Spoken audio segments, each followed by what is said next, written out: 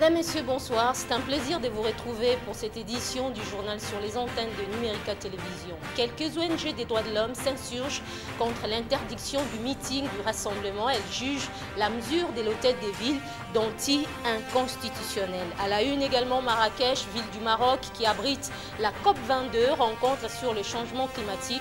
Les participants sont invités à s'engager pour des initiatives et actions concrètes afin de soutenir les pays les plus vulnérables aux conséquences du changement climatique. À Kinshasa, le ministre de l'Environnement a remis les diplômes des mérites et d'honneur aux acteurs privés qui accompagnent le gouvernement dans ses efforts de lutte contre ce changement climatique. Invité du journal, Dr Sélé Yemba, il est président adjoint de l'interfédéral de l'UNC. Bonsoir Sélé. Bonsoir madame. Voilà. Avec lui, nous allons commenter cette édition du journal. Mesdames, Messieurs, bienvenue à ce rendez-vous d'information. Après plusieurs tentatives, la délégation de la conférence des églises de toute l'Afrique a été finalement reçue ce matin au Palais de la Nation par les directeurs de cabinet du président de la République, Néhémie Mouilania, sur ordre du chef de l'État, Joseph Kabila. Les discussions ont tourné autour de la situation de la crise politique que traverse la République démocratique du Congo. À en croire Monseigneur Valentine Mokiwa de la Tanzanie, président en exercice de l'organisation qui a conduit la délégation. Leur venue était porteuse d'un message de paix et d'amour à l'endroit de tous les Congolais. Au lendemain du rendez-vous manqué entre Etienne Tshisekedi et ses partisans, certaines ONG des droits de l'homme ont désapprouvé l'interdiction par l'autorité urbaine du meeting de cette plateforme de l'opposition. Pour ces ONG, la mesure de l'autorité provinciale qui consiste à suspendre jusqu'à nouvel ordre toute manifestation politique à Kinshasa est une violation de la Constitution, mais certains juristes nuancent leurs propos et invitent le rassemblement à saisir plutôt la Cour constitutionnelle. Anita Kangoudia et Doudou Kassouba. Les manifestations politiques sont interdites à Kinshasa pour raison de sécurité. Cette mesure de l'hôtel des villes est vivement critiquée par les uns et appuyée par les autres. Pour le gouvernement provincial, c'est pour éviter les dégâts matériels et de pertes en vies humaines. Les défenseurs des droits de l'homme n'approuvent pas cette décision. Selon Georges Kapiamba, l'interdiction de manifestation est une violation de la Constitution. C'est une entrave à l'exercice de la liberté de manifestation et de réunion publique garantie par la Constitution et les instruments juridiques internationaux que la République démocratique du Congo a ratifiés. Nous condamnons ces faits et nous exigeons du gouvernement congolais d'y mettre fin parce que nous sommes aussi informés que depuis le 3 novembre, le gouvernement a donné les instructions à tous les maires et les autorités politico-administratives sur toute l'étendue du territoire national de ne plus laisser les manifestations et les réunions publiques. Manifester est un droit, mais le droit n'est pas un privilège. Eh bien, en ce qui me concerne, je pourrais simplement, en tant qu'auxiliaire de justice, en tant que praticien du droit international, des droits de l'homme, attirer l'attention sur le fait que nous avons un État qui a des règles qu'il faut respecter et qu'il peut arriver que des décisions qui sont prises par l'autorité administrative puissent être prises en violation de la loi, en violation des droits qui sont consacrés dans la Constitution. Eh bien, ce qu'il faut faire dans ce cas, c'est de s'adresser aux praticiens du droit, aux avocats, aux hommes de justice qui peuvent mener de recours devant les tribunaux, devant la Cour constitutionnelle, devant le Conseil d'État pour casser et démontrer l'illégalité d'une décision administrative qui serait entachée évidemment de violation de la Constitution. Alors, Monsieur Sélé, vous venez de suivre avec nous la réaction de certaines ONG par rapport à l'interdiction du meeting, du rassemblement. Comment vous réagissez par rapport à cela? Est-ce que c'est anticonstitutionnel ou la démocratie est-elle menacée, comme on le dit par les ONG? Non, ici, il s'agit de rappeler la Constitution et rien d'autre. La Constitution est claire sur les manifestations publiques sont reconnues dans notre Constitution. Il y a même une loi organique qui accompagne cet article, qui est la loi portant organisation des manifestations publiques, qui est claire, qu'il faut informer l'autorité urbaine quand vous voulez organiser une manifestation. C'est là où nous disons que l'arrêté, si pas la décision du gouverneur, c'est une décision qui viole la Constitution, il faut qu'on se le dise. Mais est-ce que l'échec de cette journée-là était réellement dû à cette interdiction? Moi, je pense que non. C'est plutôt la population qui a compris. Finalement, le rassemblement commence à donner des signaux divergents et la population ne se retrouve plus. Le même jour, c'est-à-dire nous parlons du vendredi, parce que la manifestation était prévue le samedi. Le journal Le Phare de Fidèle Moussangou a titré que le rassemblement est finalement d'accord avec les glissements jusqu'en 2017 et que le point de divergence entre les rassemblements et l'opposition pro-dialogue qui a participé au dialogue était autour de l'organisation des élections triplées, si je peux dire, combinées, autour du mois d'avril pour ceux de la cité de Loya, et le rassemblement accepte ou concède jusqu'au mois de décembre 2017. La population s'est retrouvée, mais finalement, le mémo introduit, déposé par les amis du rassemblement à la Senco, au ministre des Affaires étrangères de l'Angola qui était ici, c'est un mémo qui concède que Joseph Kabila reste au pouvoir, c'est un mémo qui concède à ce que l'organisation des élections se tienne au mois de décembre. La population ne s'est plus retrouvée par rapport à cette divergence et à cette dichotomie où tantôt ils disent la carte rouge doit être donnée le 19 décembre, tantôt ils concèdent pour le mois de décembre 2017, et je pense que la population a su lire entre les lignes que les rassemblements finalement commençaient à donner des signaux divergents. Donc elle a évité le représailles, c'est ça, cette population. La population a compris qu'il y avait autre chose que ce que les rassemblements nécessaient de leur raconter le long des journées. Donc le rassemblement, vous voulez nous dire, il est divisé des surcroît. Madame, nous connaissons comment réagit la population quand vous êtes en odeur de sainteté avec la population. Il n'y a même pas eu un seul gaz lacrymogène qui a été tiré.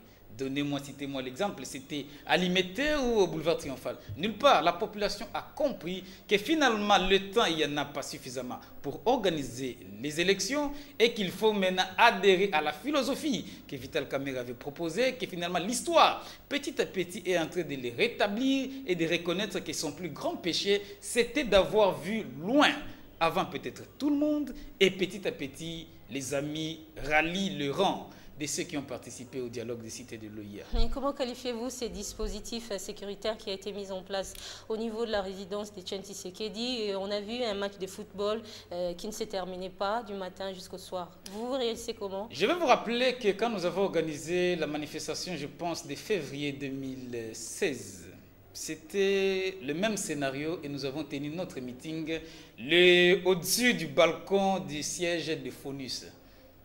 Parce qu'il y avait une détermination au-delà de ces dispositions policières. Mais nous disons que peut-être c'était pour éviter à ce qu'il y ait dérapage que l'autorité urbaine a pris cette décision. Mais madame, croyez-moi, il n'y avait pas mobilisation et la population n'était pas d'accord avec ces schémas dichotomiques des amis de la majorité qui, la nuit, revendiquent la primature alors qu'ils n'ont pas participé aux travaux de la cité de l'Union africaine, mais qu'ils soient au moins véridiques devant le peuple congolais pour qu'ils disent la vérité.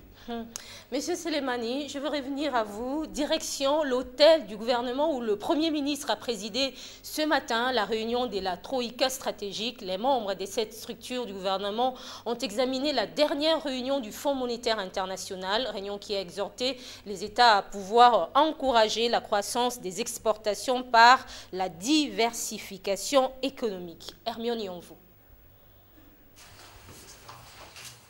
La situation économique reste quelque peu bousculée par la dépréciation de la monnaie nationale par rapport aux devises étrangères. Toutefois, le gouvernement s'y emploie à la stabilisation de la situation. On se souviendra que les différentes réunions qui se sont tenues à marge de 28 mesures urgentes ont plus martelé sur la diversification économique, en commençant par l'agriculture, l'agro-industrie et tous les autres secteurs de la vie nationale. S'agissant des indicateurs macroéconomiques, d'abord la parité euro-dollar, elle a subi sûrement le coup de la campagne américaine qui présente quelques incertitudes. Et ceci fait que le dollar américain s'est quelque peu déprécié par rapport à l'euro. Effectivement, il a été abordé la question de mise à disposition de devises au secteur pétrolier pour permettre l'importation des produits pétroliers, mais également le ministre des Finances a présenté le dossier concernant le décret qui doit consacrer la suspension de la TVA de certains produits de première nécessité pour permettre un approvisionnement conséquent en produits sur le marché à l'approche des fêtes de fin d'année. Juste après la réunion de la Troïka, le Premier ministre a reçu en audience l'ambassadeur du Japon à RDC, au menu la coopération bilatérale entre les deux pays. C'est une première visite pour moi au Premier ministre, donc plutôt c'est une visite protocolaire cette fois. Le Premier ministre et moi ont discuté sur les relations bilatérales en général. Surtout la coopération économique bilatérale. Nous avons déjà plusieurs projets, la construction de l'INPP à Lubumbashi et la réhabilitation de pont maréchal. Ouverture ce lundi à Marrakech de la 22e conférence de l'ONU sur les changements climatiques. Ségolène Royal a ouvert la session en célébrant l'entrée en vigueur de l'accord de Paris le 4 novembre dernier. Et elle a fait l'éloge de la coordination étroite menée entre la France et le Maroc tout au long de cette dernière année. Pour sa part, Salaheddine Mezouar, ministre marocain des Affaires étrangères, a appelé les participants à s'engager pour des initiatives et actions concrètes afin de soutenir les pays les plus vulnérables aux conséquences du changement climatique, notamment en Afrique, dans les pays les moins développés, au sein des États insulaires en voie de développement.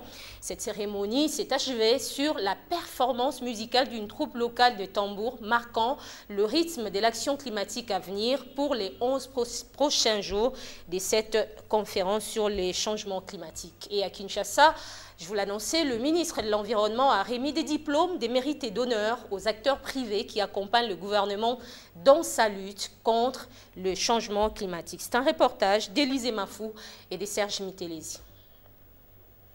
Pendant que s'ouvre la COP22 à Marrakech, à Kinshasa, le ministre de l'Environnement décernait les diplômes de mérite et d'honneur dénommés diplômes verts.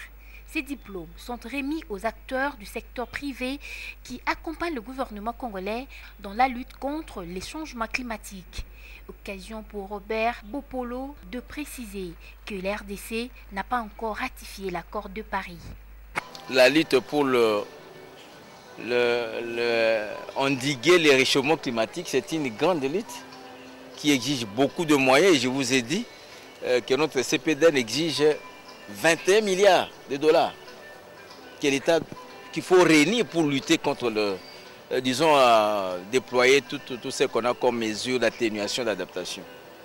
Et sur les 21 milliards, 5% doivent être décaissés par l'État congolais. Parce que les fonds verts climat n'interviendra que pour 95%. Donc 5%, ça vous fait 1,5 milliard à peu près de dollars. Et avec un budget 2017 rabattu à plus ou moins 4 milliards de dollars, vous voyez les dangers qui nous guettent. Donc, si on n'a pas l'apport des acteurs non étatiques, nous ne saurons rien faire. Nous avons bousculé tout le monde. Tout ce qu'on a obtenu aujourd'hui, c'est d'avoir défendu ces dossiers au niveau de la commission économique et financière du gouvernement. Les étapes qui restent, passer à la commission de loi, conseil des ministres, ça ne relève pas de moi. Il y a des autorités du gouvernement que vous connaissez. Ce sont eux qui doivent appuyer ces démarches pour qu'on aille de l'avant. J'ai essayé de demander par plusieurs correspondances qui sont vérifiables. Il n'y a pas eu de résultats jusque-là. le Premier ministre, le président de la République a fait autant, on écrivait au Premier ministre. Le président de l'Assemblée nationale a écrit même 2 lettres pour demander à ce que ce projet de loi soit présenté devant l'Assemblée nationale. Jusque-là, il n'y a pas de réponse. C'est le ministre que je suis. Disons, je suis tenu au respect de l'unité de commandement. Donc j'attends le jour où on me dira, voilà, allez défendre la loi, j'irai parce que j'ai tous les textes avec moi. La situation du changement climatique demeure préoccupante à travers le monde, surtout en Afrique. La COP22 va insister sur l'enjeu financier. Mesdames, Messieurs, le monde a célébré aujourd'hui la journée internationale de l'écrivain africain. En République démocratique du Congo, la vie d'un écrivain est un parcours des combattants. Il est difficile de vivre avec cette profession. Le désintéressement de la lecture et les coûts élevés du livre ne facilitent pas la vie aux auteurs. C'est un reportage d'Éric Ndongala. Magic Gila est écrivain. L'écriture est sa vie et le journalisme sa passion. Il a signé et publié 2 livres, dont une nouvelle et un roman. En 10 ans, il a cerné les difficultés auxquelles se bute l'écrivain congolais. Vous pouvez écrire, mais qui peut vous publier? Qui peut éditer votre ouvrage? La deuxième dimension, c'est les moyens financiers. Vous pouvez bien avoir un éditeur qui est d'accord, mais lorsque vous allez discuter sur la publication proprement dite, le travail qui sera fait par lui, par l'imprimeur et tout ça, quand il va dire que ça coûte autant, mais vous n'avez rien, vous n'avez pratiquement rien pour pouvoir payer et avoir les exemplaires nécessaires afin de pouvoir vendre, ainsi de suite. Je crois que c'est le deuxième aspect qui se pose. Le troisième aspect, c'est la distribution. Vous allez déposer ça chez qui? Les livres dans notre pays, c'est vrai qu'il y a des librairies. Est-ce que n'est pas encore véritablement au niveau d'un objet économique? Dans sa nouvelle intitulée « La cuisine du silence » qu'on retrouve dans le recueil de Kinshasa, Gila évoque l'histoire d'une femme qui doit préparer la viande des porcs épics. Il démontre le silence comme vertu et arme des sagesses. Tandis que dans le roman « Le ventre de la Méditerranée », il parle de la crise migratoire. Mais Magic est incapable de vivre de sa profession d'écrivain. Parce que nous n'avons pas encore atteint les niveaux des industries culturelles. Parce que si nous avions atteint les niveaux d'industrie culturelle, les livres seraient reconnus comme un objet économique, c'est-à-dire qui rapporte sur le plan de l'économie et sur le plan national. L'autre problème, c'est la lecture elle-même. Être lu et être connu, ce qui n'est pas facile. Ce qui n'est pas facile parce qu'il y a un désintéressement sur la lecture. Magic Gila est un écrivain engagé. Il n'hésite pas de remonter à la surface des sujets qui dérangent et dans ses souvenirs, divers romans sont en tiroir, le temps de prendre forme et d'être publiés. Et parmi les éditions des publications des livres, il y a l'Harmattan. La structure incite les intellectuels africains à revaloriser la culture de l'écrit, mais le directeur général de l'Harmattan, République démocratique du Congo, affirme qu'il y a des procédures à suivre pour permettre à un auteur de publier son ouvrage.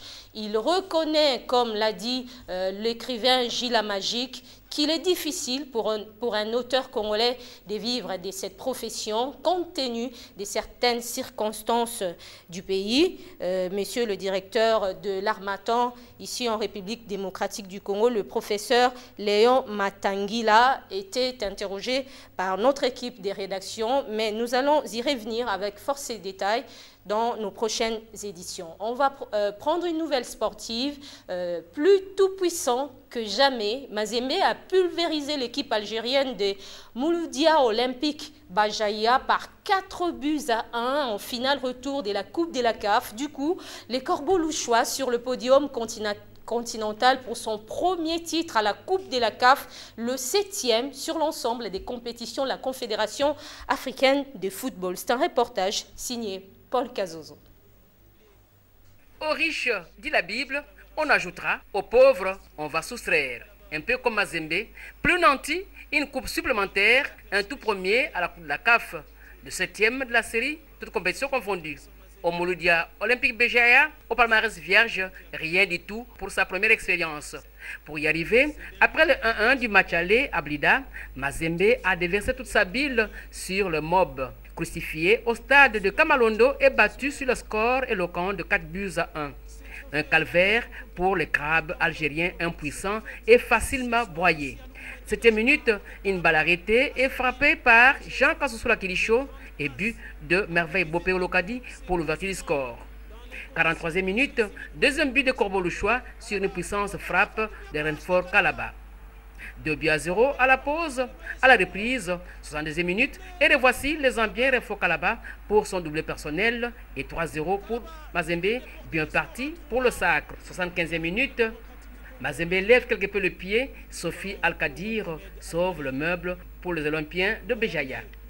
Pour que la fête du sacre soit totale, la 77e minute, sur un centre lointain de gauche à droite de Jean Kassoussoula Kilicho, à la réception, Jonathan Bolingui Pangui se jette pour le 4e et dernier but de Mazembe. 4-1, Mazembe, on ne peut plus tout puissant que jamais. Et premier titre continental de Mazembe à la Coupe de la CAF, son 7e, toute compétition confondue, premier essai pour Béjaïa et première finale ratée pour le club algérien. Ce soir ici à Lubumbashi, c'est la fête égale.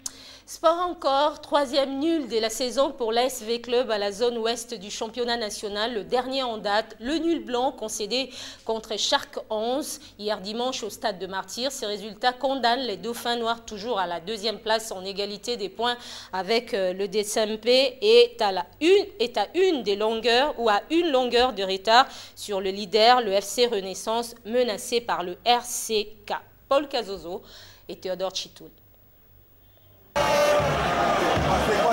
Au parcours de V Club à la zone ouest, un début en fanfare par une victoire devant MK, battu 3-0, suivi des deux autres sur le fil 1-0 contre l'Amica Sportive de la Gombilima et Rojolou, puis un cinglant 5-1 face à l'AS Ndombe, réputé d'honneur de sang ou d'honneur de points. V Club surpris par le Derrick Club monté en PB sur le score de 0-2 à ligne des nuls qui se suivent.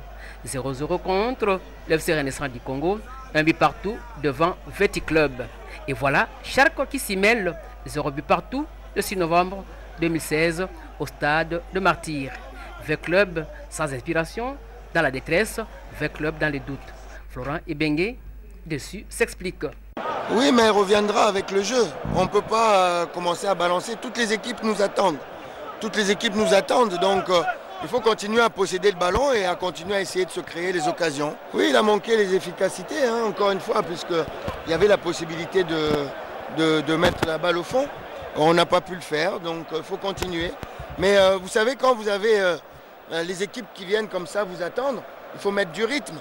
Et bon, on avait envie de mettre du rythme, mais vous avez vu aussi qu'on nous a empêché de mettre du rythme. Donc voilà, ça c'est une chose que... quelque chose de malheureux, bon, c'est qu'en Coupe d'Afrique, il n'y aura pas ça. A l'inverse, Bruno Blas, son homologue de Shark 11, fulmine des rages avec un doigt accusateur sur l'arbitrage. Je vais être un peu dur, mais 0 but partout contre l'arbitre, c'est tout. Dans les rangs de Shark, il faut alias Guerrier et Blaise Kiakou. Bisoka on est nation de ni na vie de celle sur mon respect on appelle ça non mingi respect na staff na biso peto na bango wana donc deuxième match obligé ya regagner ngo bon ni déjà la victoire to beti sali la victoire. En tout cas il barré gagner le but et ça bena bongo parce que to beti une équipe est grand entraîneur ça ne te respecter bango monito ça y résister à eux. Le club classé deuxième totalise 15 points 8 sorties autant que l'Eric Motampembe vainqueur 2-0 de Ndombe. Le RCK, avec 14 unités, un match en retard contre Veti Club, ambitionne d'éjecter en cas de victoire Renaissance, crédité des 15 unités pour 8 matchs livrés. Âgé environ de 17 ans, Nathan Bouaka sera le deuxième produit fini issu du centre de formation Oudjana basé au complexe Omnisport Oudjana au stade du 20 mai en s'envoler pour Torino FC, un club italien de la ville de Turin. Nathan Bouaka a été présenté aux nombreux parents dont les enfants sont sociétaires du centre. C'était à l'occasion de la journée porte ouverte organisée hier dimanche. Paul Cazozo et Théodore Chitoli. Nathan Bouaka, un jeune footballeur issu du centre de formation Oudjana. À 6 ans, il y est admis depuis 2005.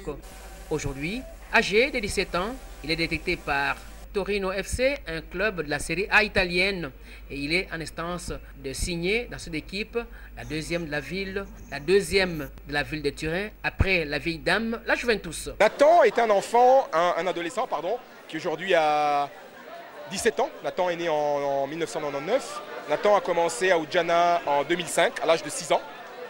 Aujourd'hui, il a 17 ans. Il a été une première fois en Europe au tournoi de Viareggio, où il a été détecté. Nous sommes revenus avec lui. Il est reparti sur invitation à Turin pour faire un test dans la ville, dans le club de Torino, qui est le club, l'ennemi historique de la Juventus de Turin. Et le test s'est bien passé.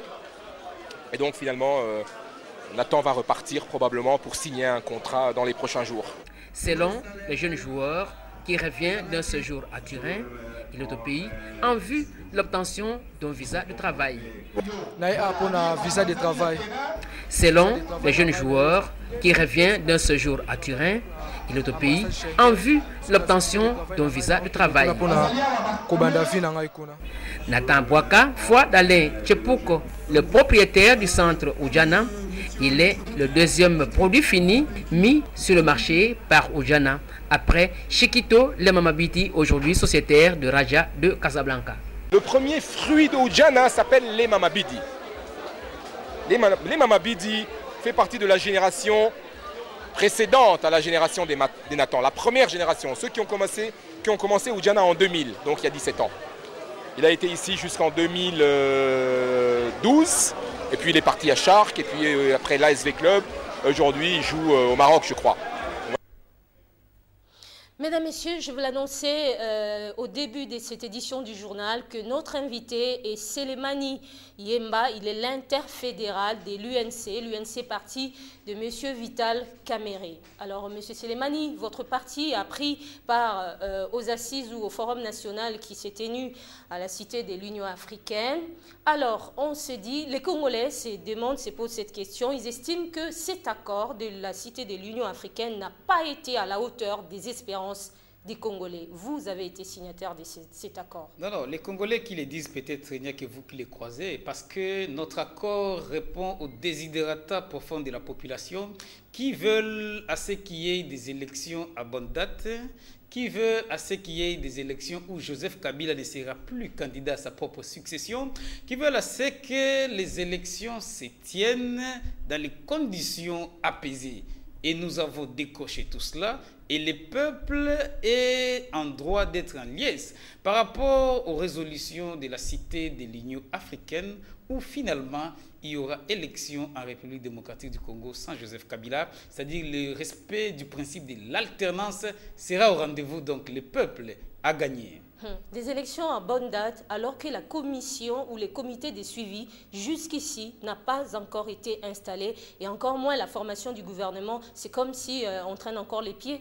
Comment ça peut se faire en bonne date alors qu'après juste la signature de cet accord, le respect des dates ne sont même pas comment? Non, l'accord n'est pas violé. Beaucoup pensent que l'accord est déjà violé. L'accord n'est pas violé. Pour la mise en application du gouvernement, l'accord est clair, c'est dans les 21 jours. Nous ne sommes pas encore au-delà de ces 21 jours. Le comité préparatoire doit tenir sa première réunion au 30e jour après la signature qui était le 18, donc nous ne sommes pas encore au 18 novembre, que tout le monde garde son apaisement. Nous pensons que tout ira comme prévu et que le chef de l'État va nommer dans les heures qui viennent le nouveau Premier ministre qui sortira de l'opposition, qui a pris part au dialogue de la Cité de l'Union africaine. Et en même temps, on se demande, c'est un paradoxe.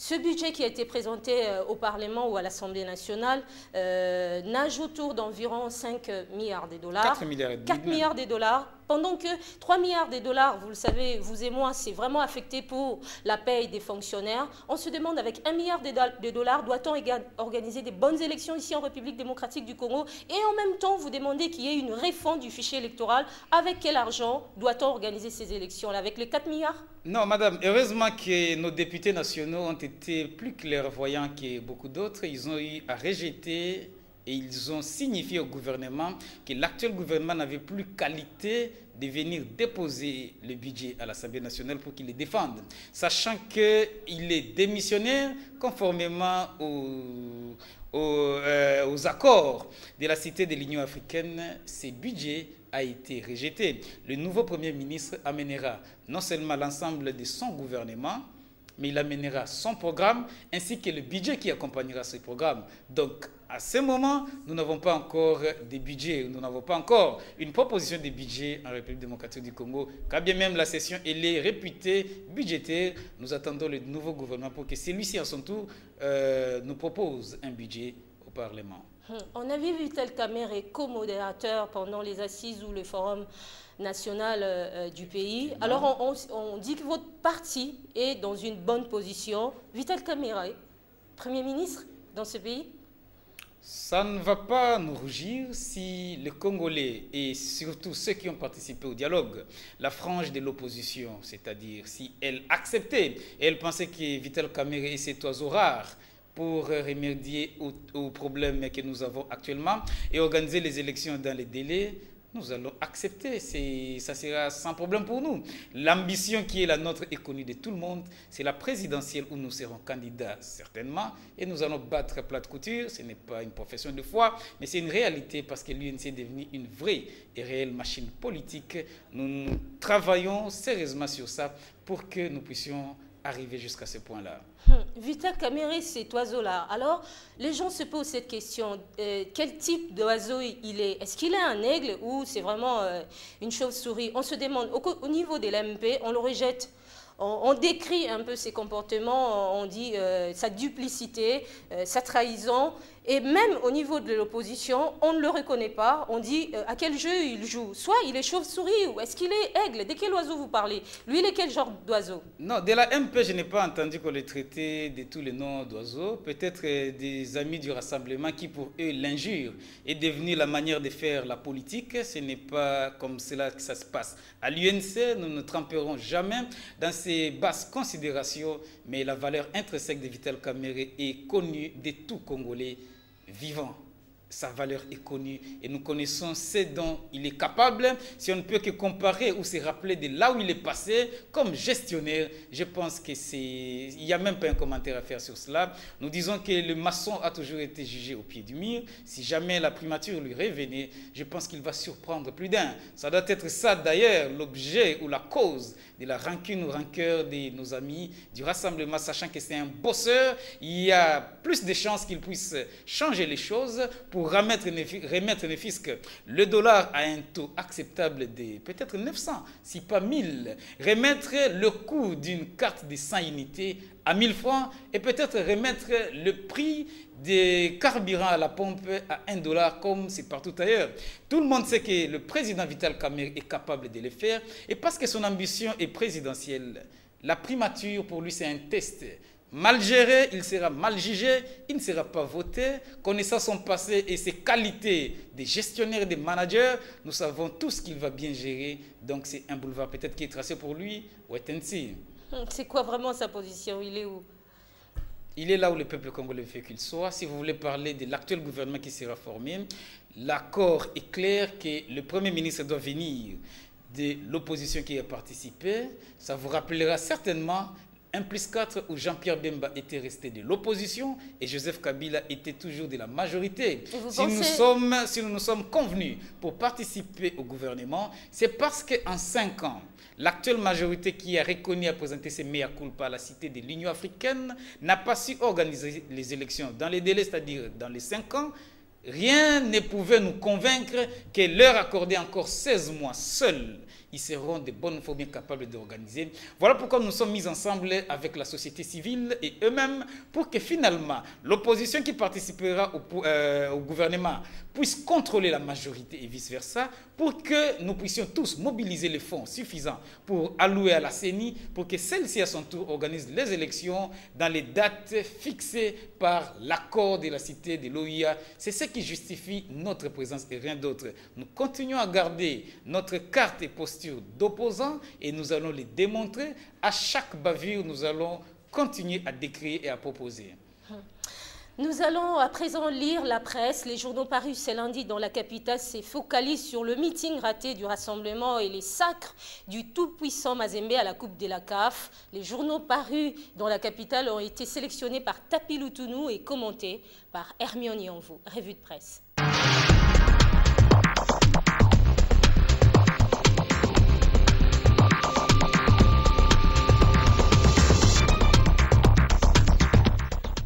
Le meeting du rassemblement n'a pas eu lieu. Selon les dépêches de Brazzaville, l'autorité urbaine qui n'a pas encore levé sa mesure d'interdiction de toute manifestation publique dans la ville s'est montrée intransigeante face à la témérité du rassemblement à vouloir tenir envers et contre tout son meeting. Après le rendez-vous manqué, la tempête des tropiques signale que le rassemblement va organiser un autre meeting le 19 décembre prochain. Pourquoi Vital Kamerhe craint un deuxième dialogue? À en croire Congo Nouveau, l'ancien président de l'Assemblée nationale sait que si Etienne Tshisekedi et les rassemblements acceptent de dialoguer avec le camp Kabila, la gestion de la transition ne sera plus comme les Kamerhe l'ont dessiné à Mongalema. Vital Kamerhe ne veut pas perdre les avantages acquis au premier dialogue. À propos de la désignation du Premier ministre de transition, Forum des As estime qu'à un jour séparant les Congolais de cette échéance, tout indique que cet engagement pris par les participants aux travaux de la Cité de l'Union africaine ne sera pas respecté. Terminons cette revue de presse par le 7e sacre du tout-puissant Mazembe. Les Corbeaux de Lubumbashi, rapportent l'avenir, ont battu Mouloudia Olympique de Béjaïa sur le score de 4-1 en finale retour de la Coupe de la CAF. Selon plusieurs experts et observateurs de la société congolaise, cités par Géopolis Hebdo, il faut prendre en compte plusieurs facteurs qui, combinés, font la force actuelle du tout-puissant Mazembe. Grâce essentiellement à cette équipe, Forum des As explique dans son édito que le football congolais est perçu avec respect à travers tout le continent. Le journal estime que le tout-puissant Mazembe véhicule une image positive de la RDC pour l'ensemble de son œuvre. Le club de Lubumbashi mérite la reconnaissance du pays, conclut le tabloïd.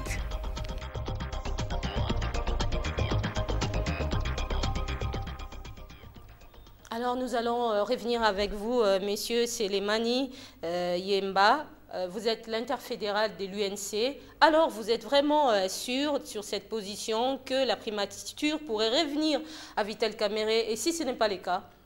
Non, ce n'est pas un problème d'être sûr, mais c'est plutôt un problème de respecter les accords de la cité de l'OIA, où la primature doit revenir à ceux qui ont participé comme opposants à ces assises. Je n'aimerais pas dresser un portrait robot qui est connu de tous. Je ne pense pas qu'il est plus lourd que Vital Kamerhe à ceux qui ont participé existe. Avec toute modestie que nous le disons, Vital Kamerhe a plus de 18 députés à l'Assemblée nationale, il n'y en a pas plus que lui. Ne parlons même pas de son CV et de ses aptitudes intellectuelles ainsi que linguistiques. Vous comprendrez que c'est Vital Kamerhe. Mais nous, l'ambition, elle est présidentielle et non au niveau de la primature. Et pensez-vous vraiment que la majorité irait juste à concéder ces postes, à remettre ça à un opposant? Non, ce sont des hommes d'État. Ils avaient déjà concédé, ils avaient présenté des mea culpa, ils ont concédé, c'est déjà signé et acté par le directeur du cabinet du chef de l'État qui est du PPRD, qui a été le chef de file de la majorité présidentielle au dialogue. Il n'y a même plus de supputations ou alors de discussions autour de cette question. Tout est clair et acté. Il est question seulement de respecter l'accord et nous savons que ce sont des hommes d'État. Un homme, c'est le respect de sa parole pour ne pas dire de sa signature. C'est là où nous sommes. L'ONU redoute des tensions, plusieurs pays également, surtout au niveau de l'Occident. On dit que la situation est vraiment fragile en République démocratique du Congo. Est-ce que vous avez des craintes aussi par rapport à cette analyse? La situation était peut-être fragile avant la tenue du dialogue. Elle est un tout petit peu consolidée avec cet accord, mais elle sera plus consolidée avec la mise en exécution du dialogue, seul socle de paix en République démocratique du Congo. Ça sera aussi un acte de bonne foi des amis de la majorité. Après avoir présenté des mea culpa, la population comprendra que finalement nous sommes déjà vers un chemin glorieux, un chemin de paix où seul le peuple congolais gagnera. Selemani Yemba, c'est avec plaisir que nous vous avons reçu sur nos plateaux de Numérica Télévision. Moi également. Voilà, mesdames, messieurs, c'est la fin de cette édition du journal. Merci de votre attention et bonne suite des programmes sur nos antennes.